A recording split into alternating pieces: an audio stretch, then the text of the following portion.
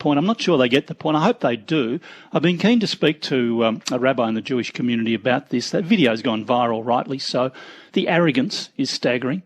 It doesn't condemn the whole Jewish community. Of course not. Not for a moment. It's a bunch of very arrogant people on what I've seen of it. I mean, laughing. Oh, no, we can get away with this. This is, what was it, group therapy.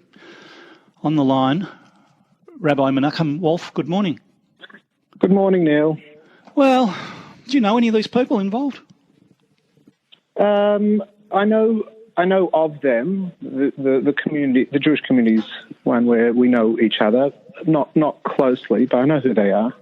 Do you think they'll get a message here? Will they realise what they've done is, well, it damages the Jewish community, I'm afraid, realistically, doesn't it? Oh, it does immense damage.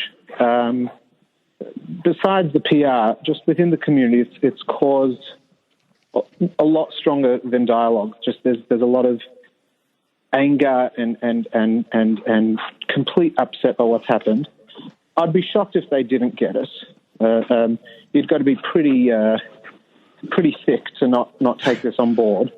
There've been some boy that made the speech, 21-year-old, probably, when you get engaged, feeling a bit cocky in the moment, is probably eating his words, thinking, how foolish do I look now?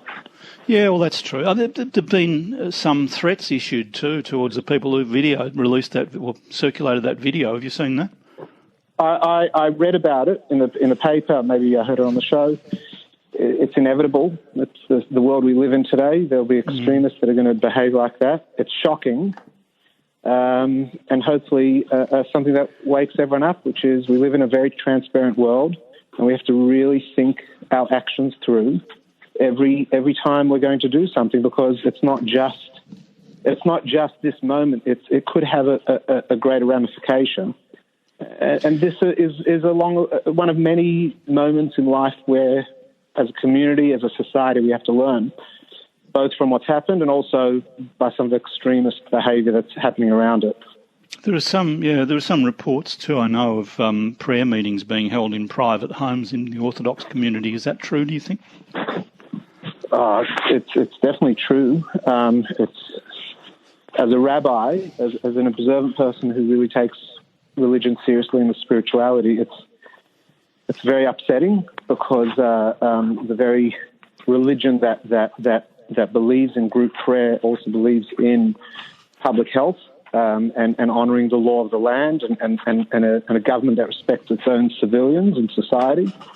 And it's an expression of people doing what they do. If they're religious, it'll have a religious manifestation. If they're cultural, it'll have a cultural manifestation, so on and so forth.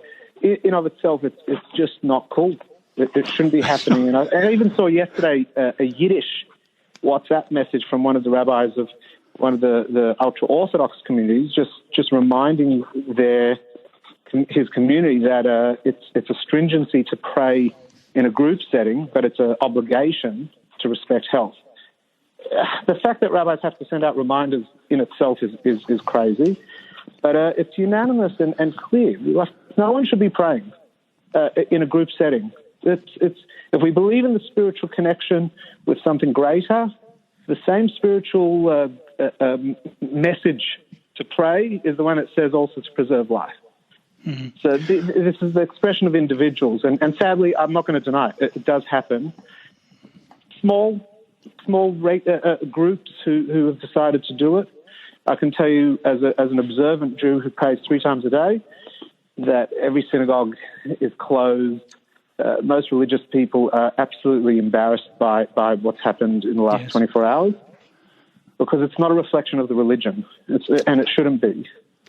Thank you very much for your time. I appreciate it. Rabbi Menachem Wolf.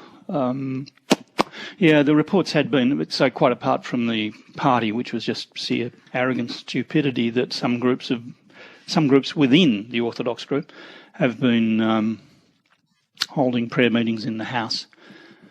It was one of my Jewish friends said, they just think they're above the law, that's why. Matt, hello.